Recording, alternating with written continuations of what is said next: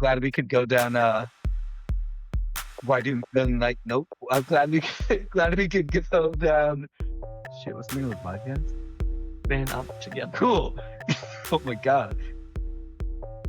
This podcast is for informational and entertainment purposes only. It is not a substitute for professional mental health advice, diagnosis, or therapy. Our full disclaimer can be found in the show notes. Enjoy the show. Welcome everyone to the Man Up Together podcast. My name is Alex Peskin, and I am here with my lifelong brother and guest co-host Noah Peskin. Hey everybody. So we did say that Bobby and I were going to do a virtual episode this week because of his travel and my travel, but there's a lot of different time zones because I'm out on the West Coast visiting my brother. So I figured who better to jump in for the episode than him, the one person in the entire world who I can ask to do this that would create less diversity of experience than Bobby. And so we've done it.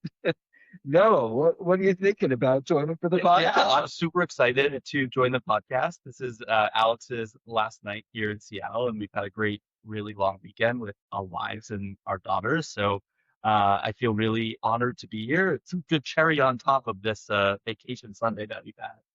Yes, it's been really cool to be here and see you and your real life and your beautiful family. And it's just cool to see what our relationship has become as adults. Yeah, for sure. Yeah. It's so funny to host your older brother at your house. Yeah. We've definitely spent more time at your house over the years, and I've been able to watch you be a dad. Something I've always said is I love being the youngest child because I love to watch the successes and the challenges my older siblings have had. So it's kind of been great to host you and say, like, these are things that I like to do when I host, and that I also want to make you feel as comfortable as possible being here as well. So it's been super fun. Yeah, I love that. And one of the cool things in my head is you're my baby brother, but you're very much an adult. And you have like a real life, and you take great care of us when you're here. And it's cool to see your friends, and you all have kids, and you're right, kind of like in the same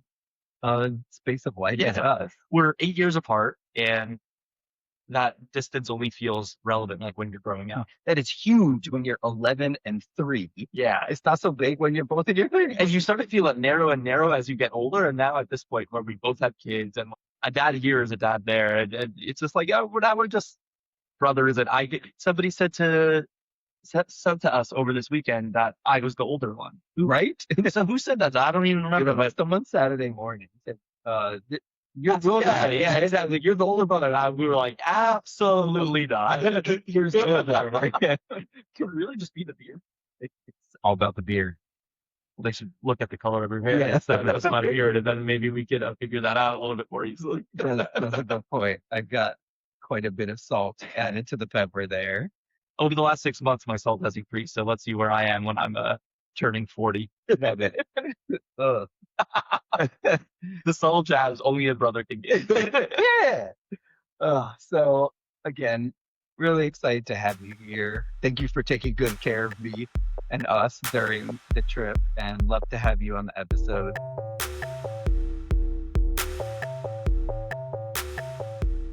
And on that note, let's jump into Why do I like this? and today for Why Do Men Like This, we're gonna get real deep here. Why do men like being brothers? Usually when they have a sibling, they don't have a choice. But you might as well like it. Yeah. If not like it, because it's still no choice. Maybe not all men like being brothers, but That's true. I'm sure lots of them do. I like being a brother. Me too. So that's all good stuff. Here we are. I think some of the things, we mentioned some of the things why we like being brothers, like taking care of each other and learning from each other. I think that's a good one. We've also just had like a tremendous amount of fun over these past few days, remembering inside jokes and still forming new ones, and talking about things that we did as children, like touching hot plates and touching hot knives when they come out of the dishwasher when we're in our 30s. So Maybe that happens. So it's being brothers is great because you can form all these new memories while remembering the old ones too. Very true. I love that. It's interesting. I am 8 years older. I had a lot of life before you showed up, even a sister in there.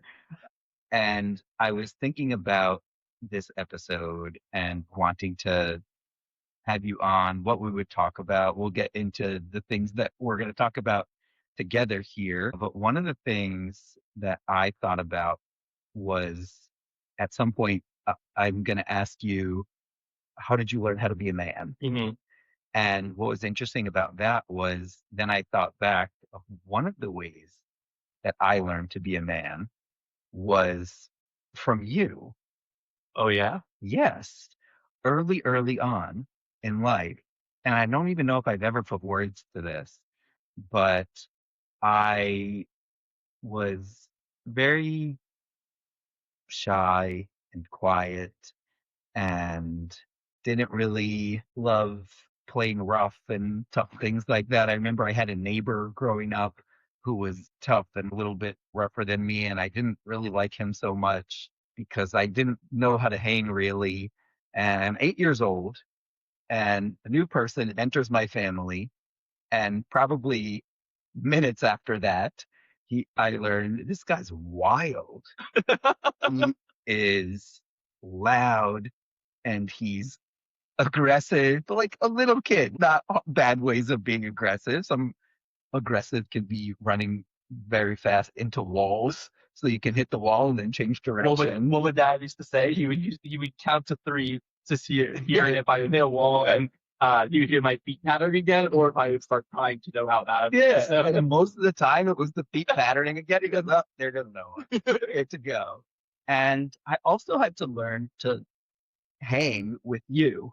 interesting. Like, I loved you very much and wanted to play with you and be close to you. And I had to learn, like, there is a little bit of a different way you have to do that. It's a little bit different than playing with a little sister or with your friends or whatever it is. And I learned to be a little bit more assertive and a little bit more loud and maybe a little bit more aggressive by interacting with you. In my memory, the word aggressive, I think, is really relevant. And I remember it's so interesting to hear you say this, because when I think of the years where you were in high school and I was 8 years younger than that, so like Right. still very much in elementary Yeah. school.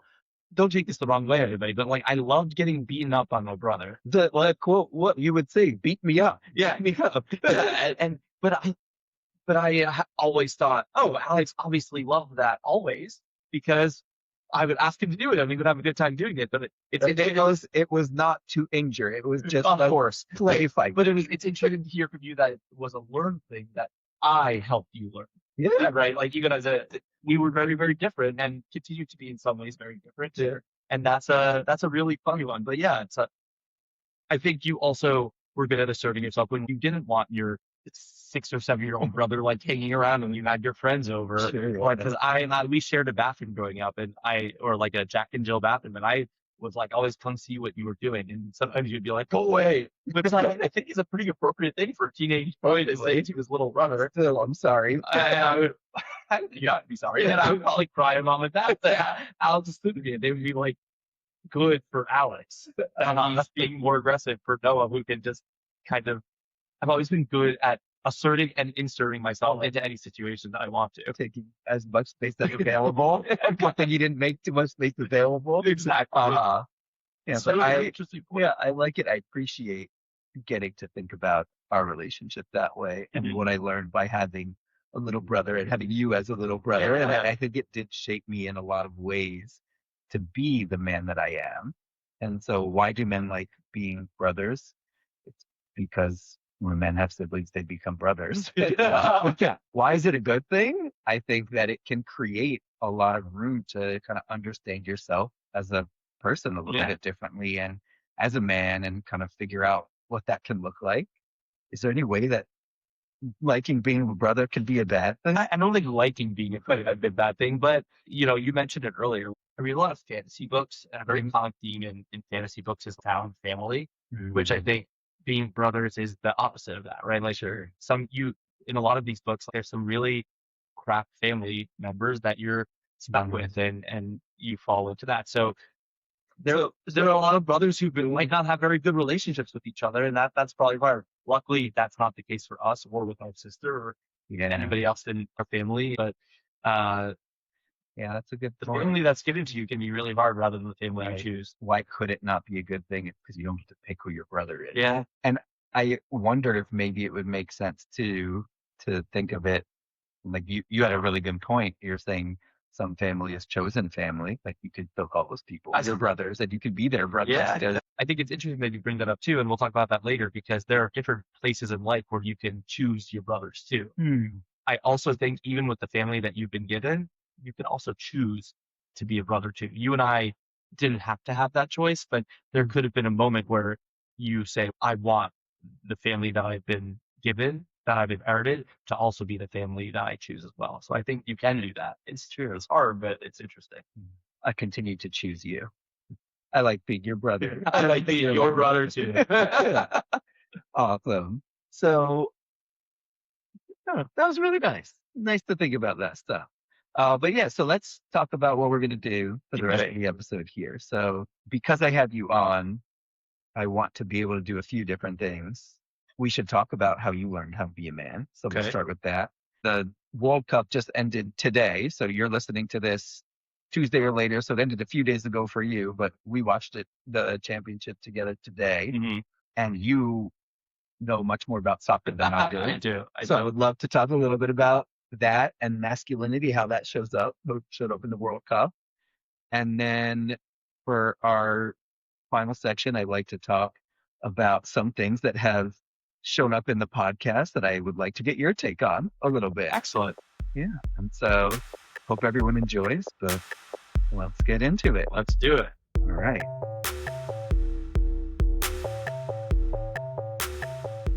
I guess the place to start here, kind of open-ended here, but I would love if you could tell us a little bit about how you learned how to be a man, what it means to be a man. Sure, yeah. I think I have like 4 different responses that I'll go through here. Okay. So the first 2 are very earnest, and then the last 2 are a little bit more fun, and other people might have had these experiences too. I think the first one is our dad, who Alex has talked about a lot on the podcast. It was really interesting on the first few podcasts where you would talk about dad and how you learned to become a man for him. You got a little bit more of like your adult life when that was around. So I think that could have been helpful for you. Dad and I also got a lot of like solo time when I was the only kid in the house, and we would spend a lot of time together in the car, doing a lot of things. So I think that is definitely the first one. And I think I learned a lot of really good things from him. And I think that my parenting style is more responsible version of his, I'd say. Like I like to have a lot of fun with my daughter, and you've seen over the past few days, like we're a rough and tumble family, even though she's only 16 months old, and I'm just a silly guy. I think a lot of people think my personality is closer to dad's in general. So, but I do want to take some of I feel like I'm a little bit more engaged with the day to day, and that mom was usually doing for us. So I think that's the first one. And then the second one is you, right? We talked about that a lot, not only after dad passed away, but in my whole life. Like you definitely taught me to be a man, whether it was like giving me the physical bruises that I needed to toughen up in life a little bit, but also how when you got married and having kids and your dating life. Like, I don't know, your dating life is something that I remember growing up. And then when you found somebody who was different with your current wife, like I remember that feeling different to me too. So I think that's those are my 2 earnest ones, you and dad. Love that. Okay. So then the third one is camp,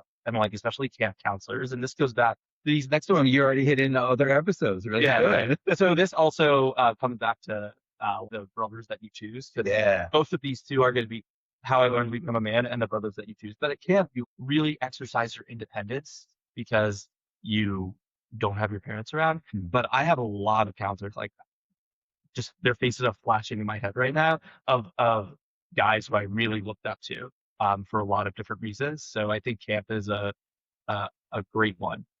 And I think Bobby tried to highlight this in the camp episode, but also undersold how many people probably think of you as that counselor too. You know, you had all those guys who for so many years, and you were such a good counselor. So I think that's a good one. Thanks. And then as a counselor, I learned how to be a man because you're taking care of kids, right? It's like You were a counselor for a lot of years too. 4 years 4 plus. years. Yeah. So that's great. And then the last one is my fraternity. And I think fraternities are interesting. Yes. Something you and Bobby talk about a lot is not being toxic. It's a little more complicated in fraternities. Yeah. 18 and 19. And like plant processes can be interesting as well. So I think I learned a lot about being a man, both the good things and the bad things. And some of the bad things I kind of left behind me. Those were fun for 4 years, but they weren't the man I wanted to be. But what I did take is a lot of really great friends and great experiences that we continue to teach each other as well. And those are my chosen brothers too, right? Like you pledged a fraternity. A lot of them are sat in your lap, but like best friends from college are those that I've chosen, right? These 5 guys who showed up to dad's funeral, even when I didn't know if they were going to, right? Because I was right at the end of college, and you learn what type of friends they are, and they're great friends. And so I definitely learned a lot about being a man in the fraternity, and I took a lot of those things and I pushed them away and have taken good things with me too. That's also a way to learn how to be a man, is to say, ooh, things I've done, I kind of regret those. I don't want them to be what 20s and 30s and 40s, no. Yeah, and you could like talk about them and joke about them with your friends and be like, whoa, that wasn't good. They obviously don't do that anymore, and because there's probably some people in your life who still do, but at least you're not one of them.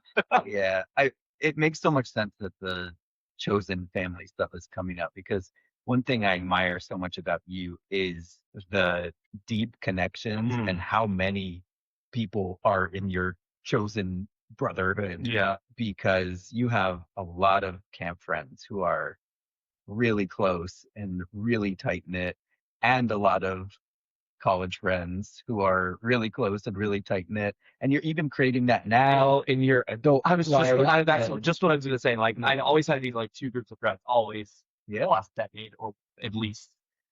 And then I moved to Seattle 3 years ago, and now I'm like, I didn't know I had more room for friends. But something we talk about with this current group of friends, like very few of us went to each other's weddings. Like nobody from here. Oh, because you met out there? Nobody from here, like who I'm friends with here now, went to my wedding. And I'm going to my first one in a couple of weeks, and I'm like super excited about that. And there have been a few here and there because some of them moved like right after college, but we've talked about it because like we feel like we shouldn't have been. You and your camp friends and you and your college friends, you've been to all of each other's weddings and been in each other's weddings. Yes. Yeah, that's really different. I love that. Something that's somewhat common at Jewish weddings is you print personalized books that have prayers for before and after meals and songs. And so we add those too. And something we've been doing with our local friends is exchanging extras of these books to like we weren't at each other's weddings, but we kind of should have been. So here, I have one of my books, and we'll take one of yours home too. And then you can throw your collection of it. You don't have to go to their wedding. You can just have been people who you wish you were at their wedding, Yeah, that's actually really nice. And again, I just admire this so much. One of the reasons being because that's one thing that makes you and I very different. Our personalities are a little bit different. The way that we show up in a room is a little bit different. And I think that's part of it. But I think also there's more, for whatever reason, you have more energy and prioritizing of keeping those relationships and those friendships and leaning into them. And I have some very, very close friends, but I don't have lots of close friends from lots of different times of life. And I just think that that's a beautiful thing for people to have. A great friend of mine once described making friendships in two ways. There's the funnel and there's the reverse funnel. So the funnel is you put a lot of people in the top of the funnel, and then what comes out of the funnel are a few really solid friends and people I love in Alex's life who are also my chosen brothers in a lot of ways. And then my style of friendship is the reverse funnel, where you put a few at the top and they have to work hard to get through. But once you get through, there's a big group of them at the bottom, right? Like you have to have a lot of formative experiences at that top. But then once they're there, you stay forever. And it just keeps growing and growing, but it grows slowly over time. That's a great one. Yeah. The funnel, the reverse funnel. Yeah. I like that a lot. Yeah, that's cool. Credit to one of these people who is in my reverse funnel from my after in Israel. Very nice. Yeah. I guess that's kind of college. Yeah. So you just have so many different damn kind of out of the York pocket, even that's none of the other things. Yeah. Honestly, I think it's beautiful just to be able to think, oh wait, there was more that I didn't even think of that are your friends. The only time it was really bad was when you're planning a wedding and you're like, how do I invite all these people or how do I not? How do I argue with my future in-laws and my parents about this? That's gotta be a little bit tough. Yeah. No, that's cool. And it's cool to see the type of man that you are today. And I know I'm your brother, but I still feel like it's important to be able to look at you that way and say that to you. And so I'm glad we're able to sit here and talk about how you learn how to be a man, who you learn how to be a man from, because great product. Yeah. You do a great job of that. I feel like every other birthday, you send me like a really, really nice birthday message or something where you like acknowledge those things. I don't do that. That's not my style. Also, this is a surprise to you, but I'm actually going to read right now your reply to every time I've done that. Ready? Yeah. Okay, that's it. But I'm glad you got them. Now I actually know that you got them. I definitely get that. Only and ready. Yeah. Well, here's this here. But no, this is good.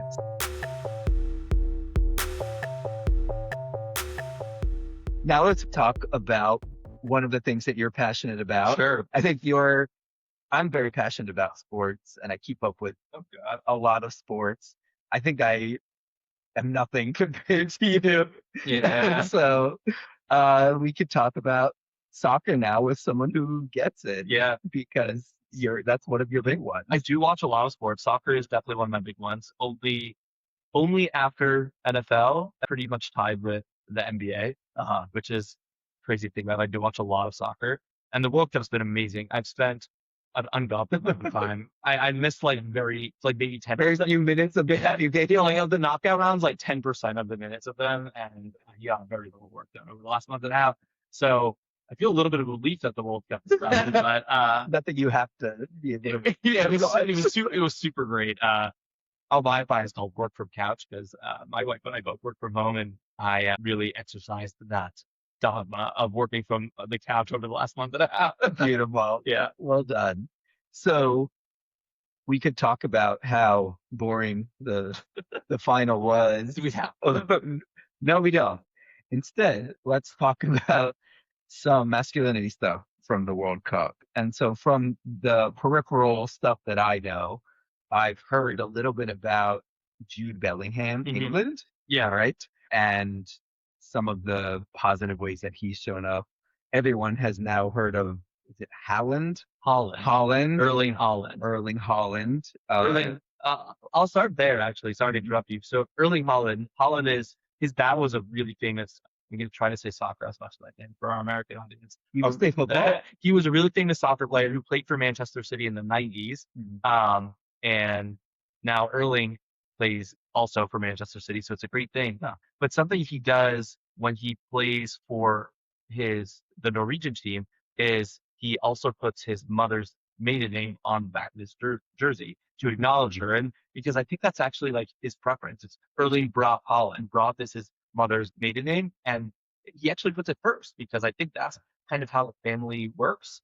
That's how they culturally. Yeah, that's how they do it. I'm not certain about culturally, but in England, I think it would be a little bit strange. So they just put Haaland on the back of his jersey. But culturally for Norway, putting Braut Haaland on the back of the jersey is normal. So I think that would be very easy too if you're one of the best players in the world and you're like, everyone knows me from Man City.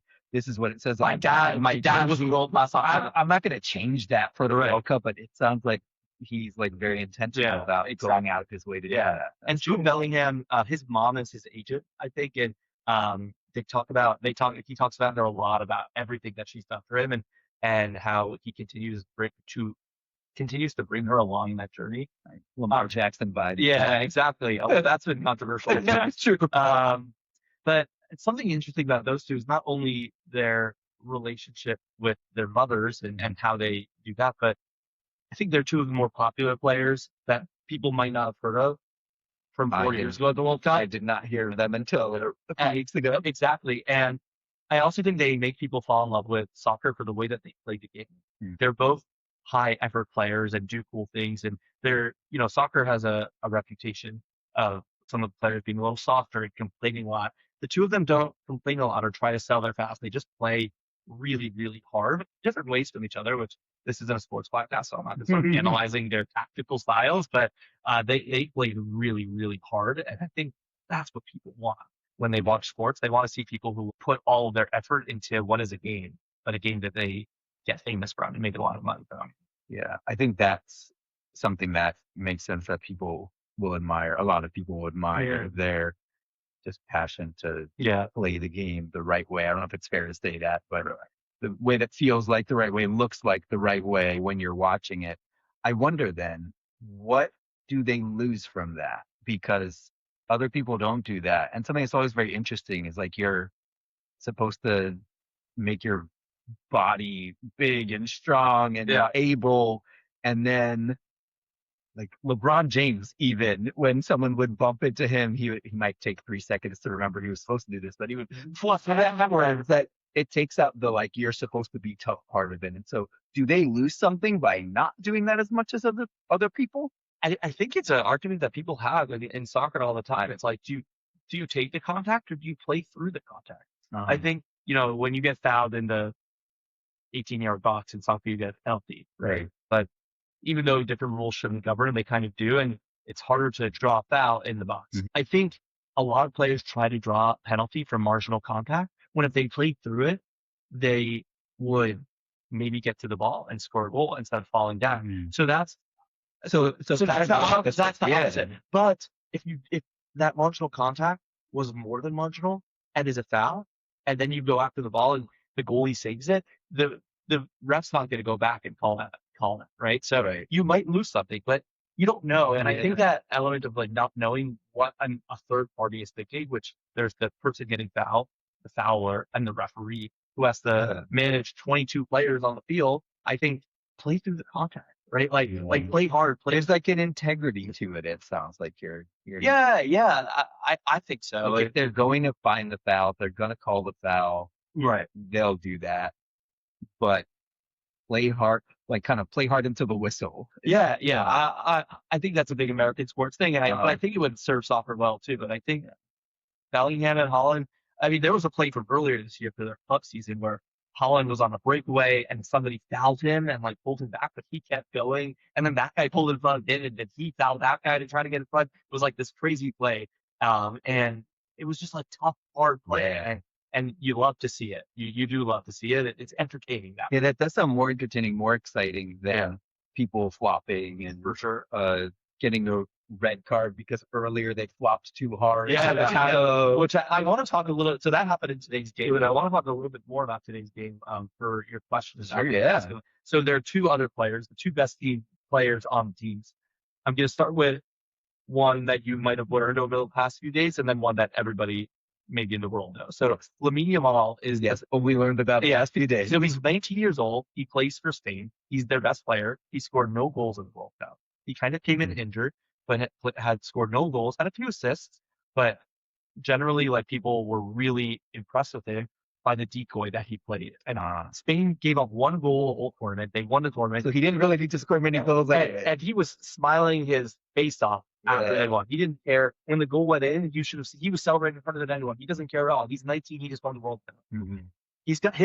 He's famous, but who might be even more famous is his little brother. His name is Kenye, maybe Aenye, and he's looks like he's maybe 8 or 9, and he's always in the stands, and he is just screaming his head off for his brother. I saw some videos after the game today too, where he was like on the field and running up to his brother, and Lamine was so happy to see Kenye and gave him the biggest hug. And like, this is a boy. He's 19 years old. Like, when I was 18, I felt like a man. I was wrong. And he's way more of a man than I am because he's like playing professional sports and one of the best at what he does. But his little brother came running up to him, and he could have suplexed him like you probably did to me. But he just, but he gave him the biggest hug. And I think that all the things I just said about Lamine Yamal is a positive masculinity that you can see from sports. Like loving your teammates, not having any ego, even though you are the best player on a team, and also loving your family, bring them along for the ride. He loves being a brother. Yeah, he does. He loves being a brother. And then the best player on Argentina, who everybody has heard of, I hope, Yes, please. before today or this World Cup is Lionel Messi. And I've loved Messi for a long time. He's like 5'8", 5'9", and is the best player to ever play sport, which for some people who don't watch a lot of soccer, and like that's hard to wrap their head around, that he's really the best player ever. And he had a chance today to win back-to-back World Cups, which is almost never done, and he didn't do it. And this is it for him, right? I mean, probably. This is probably it. He's 39, so he could play 43. His game doesn't depend on physicality. I guess there's a certain threshold you have to pass in order to play 90 minutes. Right. But people say he might come back, but he's probably done. And during the trophy ceremony, right after Spain lifted the trophy, they showed in clapping, like giving them a huge round of applause while bawling his eyes out. And I think those two things right there are why they call him the big man. He's a small guy with this big heart and cares so much about the sport that he was cheering on his opponents and showing the vulnerability. Showing that vulnerability at crying. He lost. He's won it before. He's won everything that soccer can offer, and he's still crying when he lost. Something on the big stage. Yeah, on the big. Something you mentioned to me too is the whole Argentinian team is built around it. They're a bunch of warriors, which we could. That's what everybody says. They're like all these Argentinian warriors. They're basically his bodyguards. So they play a little rough. They're more than 5'8". Yeah, they're toxic masculinity. Yeah, but this whole team is built around him, and they play so hard for him. And we don't hear him talk a lot, but like he's just this larger than life 5'8" guy who has been able to mobilize an entire team, an entire nation behind him. And even still, when he loses, his ego isn't. It's all your fault. It's just feeling sad for what could have been done. And I think that's a good point. I like that. He's not blaming. He's not getting angry. They played a physical and like tough game through 120 minutes plus of football. And he at the end is just like clapping and crying. I like that he's able to say like the game is over. I can respect what other people have done and be sad because I wanted to be the one holding the trophy. Yeah. I think that's only natural, and a player on his team got in a fight after the final whistle. Right. That's the opposite. That's him so angry that you can't control yourself.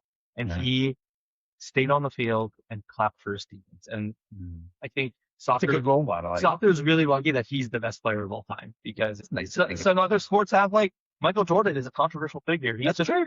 Whether you think him or LeBron are the best player ever, and I know you can think that it's like they're not always perfect. Right. I don't think Messi is always perfect, but he's a good role model, and I think that's really great. Yeah, that's cool. Thank you for being able to hold that for me, because I would have gotten not even halfway there. My pleasure. That's good. Good soccer talk there. And next week you can just join on this same channel. You can join my soccer only podcast where I'll talk about the upcoming season. Okay, we'll see you all there. Perfect. All right, Noah's taking over now, so this is my last one. So we talked a little bit about you growing up, what it meant to become a man. Talked about seeing some men on the world stage.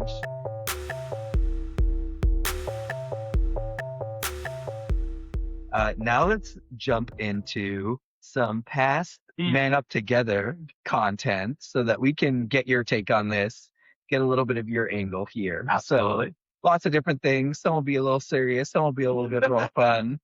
Probably most will just be fun at this point because we talked about the good, serious stuff already. Let's start episode 1 here. What is the inside of your car like, Noah? Oh, great question. The inside of my car. So we have one car. Like it's very much a shared car with me and my wife. And I would say our car has a lot of stuff in it, but not a ton of mess right now. I did get it cleaned recently, like a full detailing, which so maybe is a thing that you do?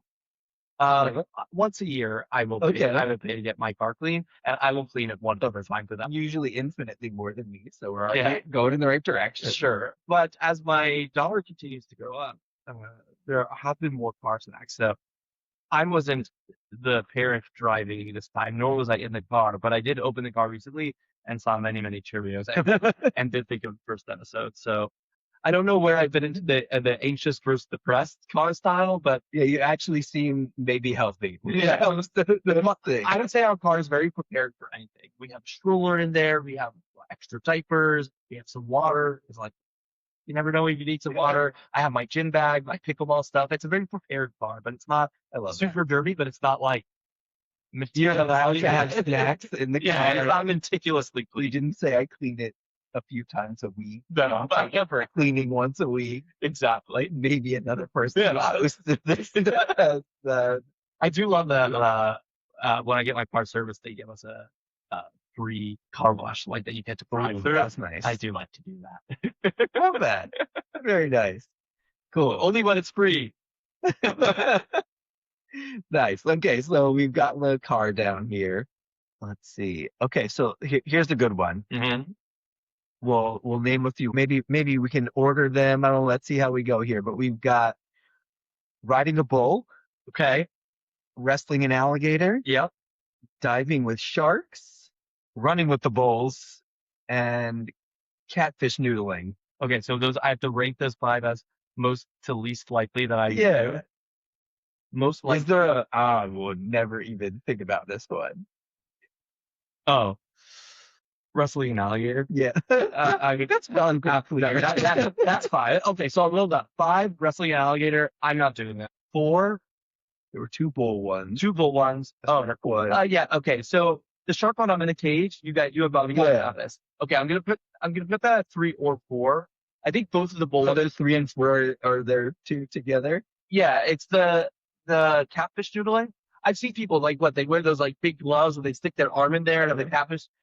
So, sounds kind of fun, but like catfish are weird, so I'm not like super. Oh, you're not gonna do that one. No, so I'm ranking both of the bull ones at 1 and 2. Okay, so we're ready to know that. Yeah. So bull, I'm riding bull 2. Okay. Running for bulls 1.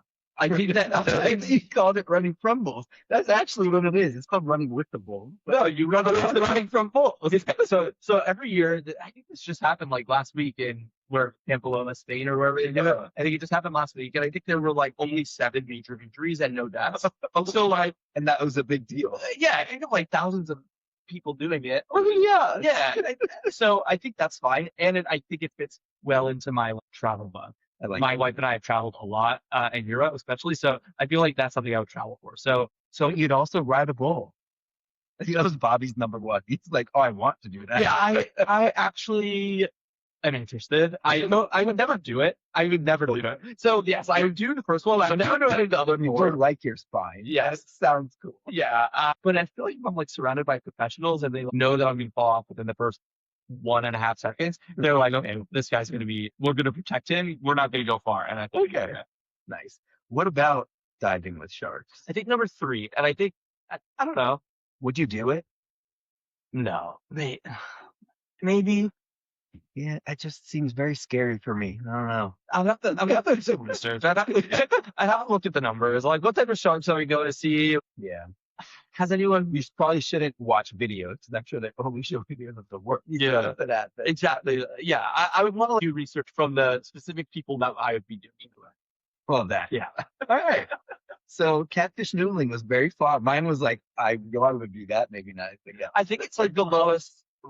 You're just not interested. I still think running with the bulls is the lowest risk. I don't think either of those are high risk, but it's just weird to me. Like I don't. Yeah. I'm not a big fishing guy. I don't know. And that's not high. I have a picture in my head of like holding my hand over. There's a giant cat. There's on it. I'm like, that would be cool. Yeah. That would be funny. And why would anybody do the alligator wrestling unless like you knew what you were doing? Like you learn how to do it first. Well, we had to think of dumb things that mostly only men do with animals, and that one was a clearly dumb one. Yeah, And so it makes sense that one is number 5. It's very dumb. I would not do it. Good, good. All right. So that's dangerous things with animals. All right. So the last one is one that feels important for the Man Up Together podcast here. So we'll take it in 2 directions here. How comfortable would you be standing in front of 30 people and telling them your hot dog order? Really comfortable. How comfortable would you feel standing in front of 30 people and telling them your deepest fear? Um, yeah, also pretty comfortable. Yeah, I put it in here. Um, I am. I don't know if I'm an overshare.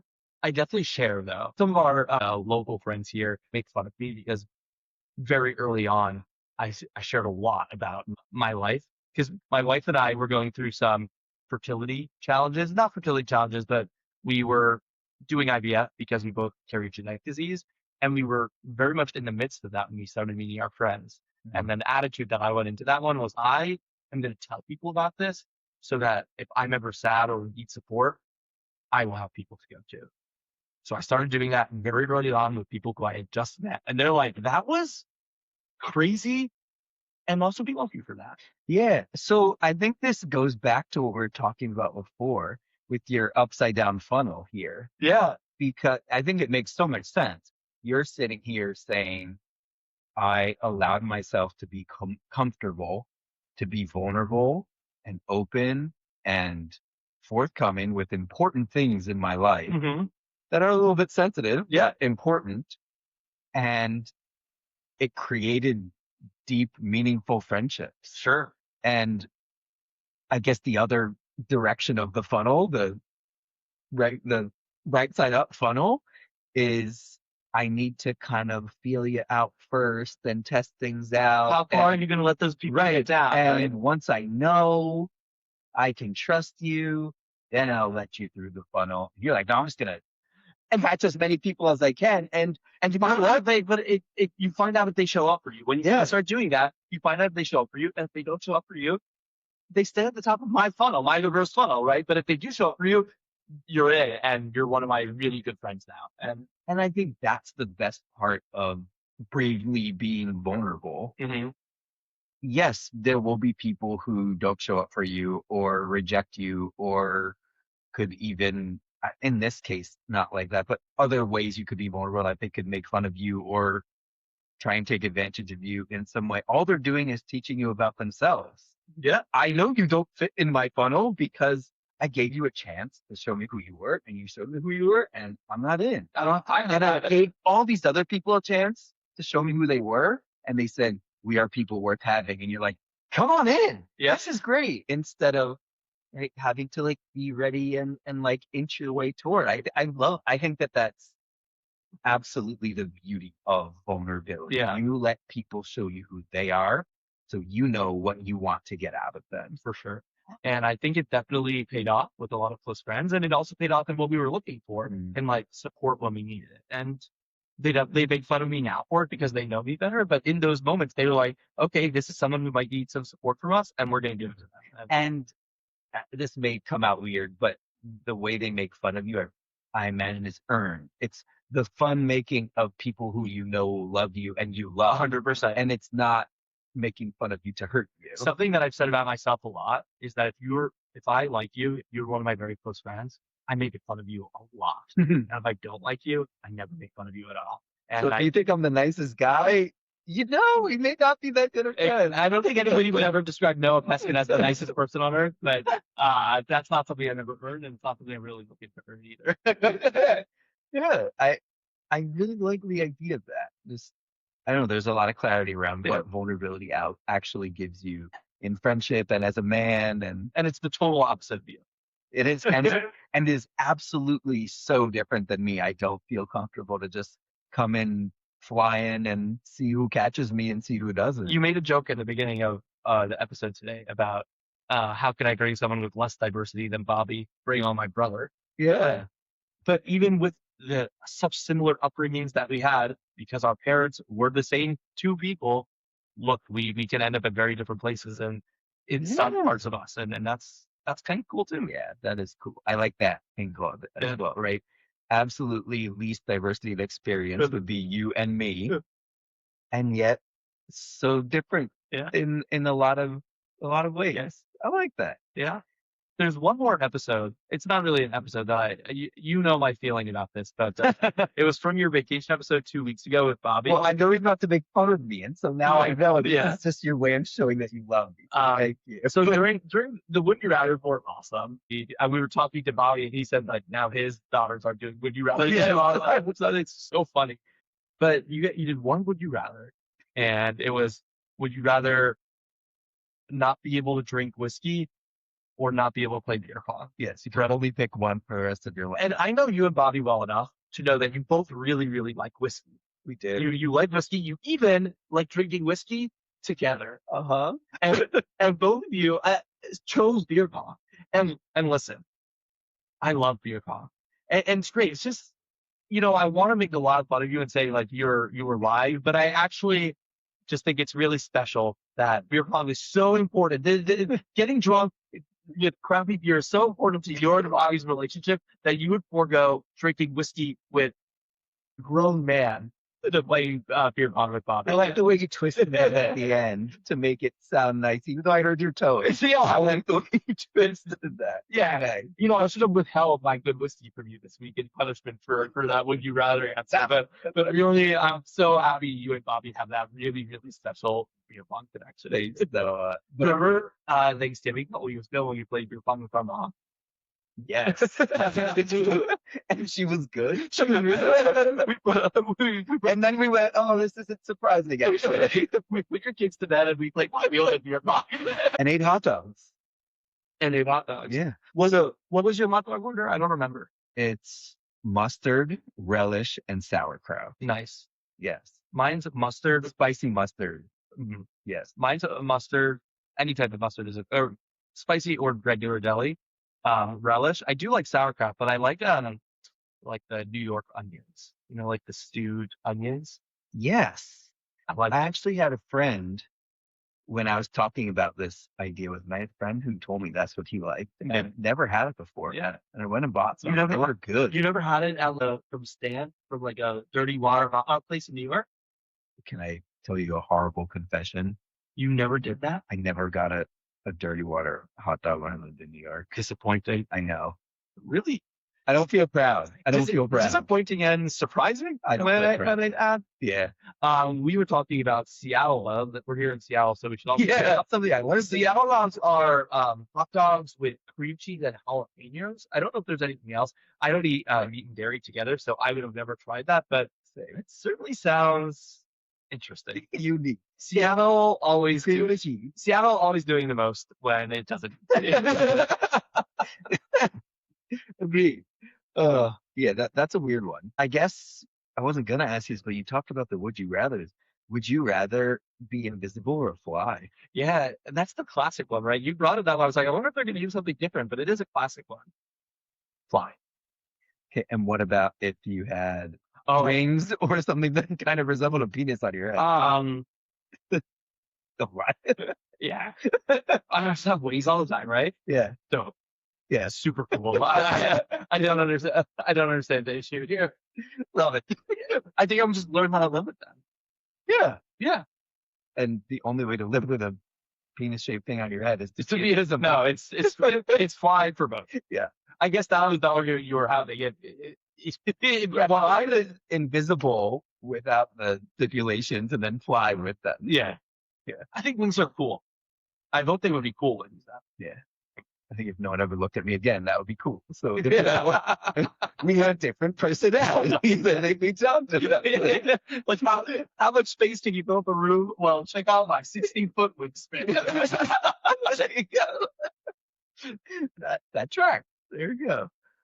Awesome. You did kind of get vulnerable there for a second, talking about how you connected with your friends, but what is the deepest fear you'd be comfortable sharing on the podcast today? Oh, this is a hard one when you're not prepared. My deepest fear? Yeah. And I'm just going to think about this one for real. Yeah. I don't know if this one's too real or too vulnerable. I'm starting to feel it more and more. I went away last weekend and I have like a lot of fears about my daughter not being there physically, or I guess it's probably, if I'm having fears about it, it's probably an emotional thing when she needs me the most. Right? Like she's probably fine at home, sleeping at home, but like, what if something happened and I wasn't there? And I was starting to have those thoughts as a dad. And I was like, I'm going to shove those away. These aren't helping you right now, so let me shove those away. I think they're probably important to acknowledge with a professional somewhere down the road, but that was a really interesting one that just popped in my head. It's like, what if something terrible happens and you're not there? It's not good. Right. I feel like that's kind of taking it a little bit farther, which our brains do. That's kind of how they're built, but it seems based on the idea I should be there for my child. Yeah. I want to make sure I'm there for my child when she needs me. And so I kind of love that. It just, when our brain does things, it tries to take them to the worst case scenario. Yeah. I only remember where I ended up. I don't remember the nugget that started the train of thought, right? But what's in that is just like you really, really care about your child. And that was very evident. It's so cool to see you as a parent as well, and a really, really good dad. And that was fun to see on this. I spawned a female mini though. Oh my gosh. You did. Yeah. Yes. And maybe a little bit of motivation for people to watch this on YouTube, but you have a beard because you want to hide that your cheeks just make you look like a little boy. That she has those cheeks though. She's like a cute little girl. No, everybody says she looks like me, and I think we do share some very similar. If you shave, if you just look the same. That's all it would take. I guess that's just the reason I'm super cute, because I don't think there's a cuter person on earth than she. That's kind of, wasn't that it? You don't want to look like a cute little yeah. So, yeah, but this is fun. Cool.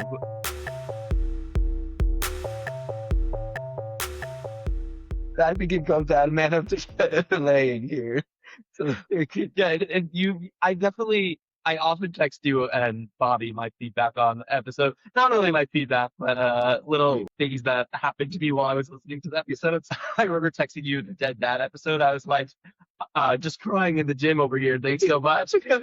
And you responded. I think you said this on the podcast. But that's funny. So this is what I'm so hard. I was sweating my eyes. Yeah. But it's so cool for you and Bobby to be doing this.